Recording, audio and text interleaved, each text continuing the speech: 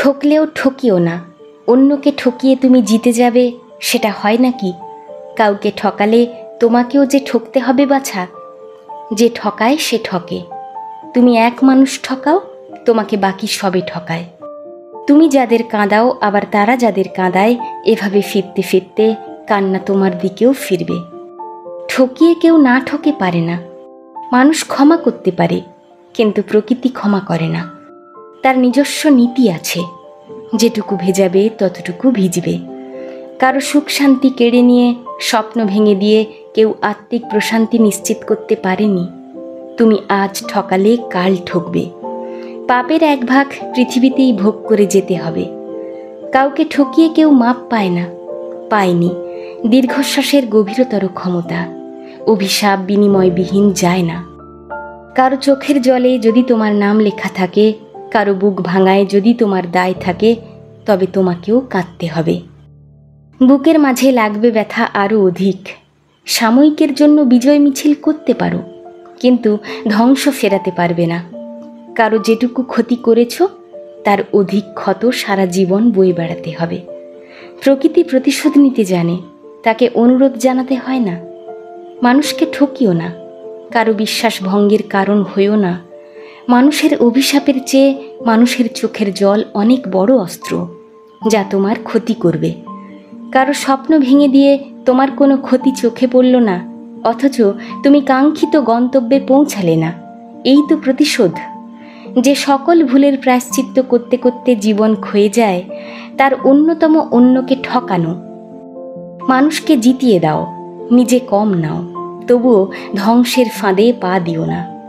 কারো ক্ষতি করে মেরুদণ্ড তুলে দাঁড়াতে পারবে না, হিসেব মেটাতেই হবে।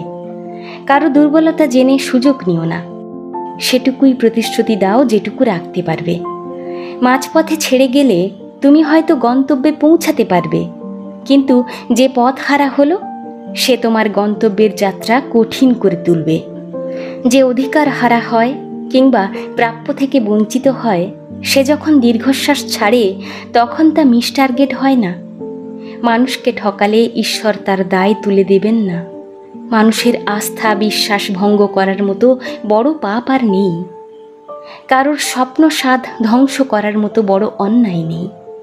ক্ষমতা পেয়ে সুযোগ বুঝে যদি কাউকে ঠকাও, তবে প্রকৃতি তার প্রতিশোধ অচিরেই নেবে। জীবনে কোনো না কোনো ঘাটে তুমি ঠকবে, ঠকতেই হবে। অতীতের অন্যায়ের জন্য অনুশোচনা করো। যে ভুল পিছনে ফেলে এসেছো, তা সুযোগ থাকলে শুধরে নাও। প্রয়োজনে গচ্চা দাও, তাও আলোর মুখোমুখি দাঁড়াও।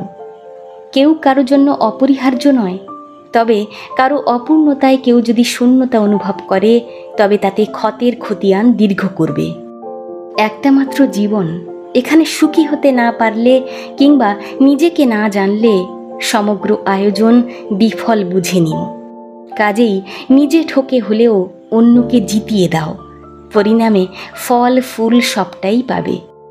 কাউকে ঠকালে তিনি ধাক্কা সামলে উঠবেন, কিন্তু এর প্রতিশোধে তোমাকে যে খেসারত দিতে হবে, তা বোধহয় সামলাতে পারবে না। কারো দীর্ঘশ্বাসে, কারো অনুযোগের তীরের ফলকে থেকো না। যেটুকু পারো দাও, কিন্তু অন্যায়ভাবে কারো থেকে নিও না।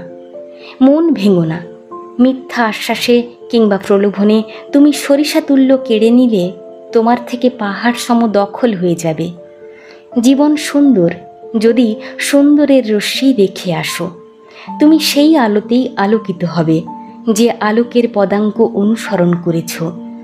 কাউকে এক চিমটি ব্যথা দিলে তোমাকেও এক ফালি দুঃখ সামলানোর জন্য প্রস্তুত হতে হবে। দুঃখ তখন উঁচু ঢেউ হয়ে জীবনের তীরে তীব্র হয়ে উপচে পড়বে। হারো, তবে হারিও না। জীবনের সর্বত্র জিততে হয় না।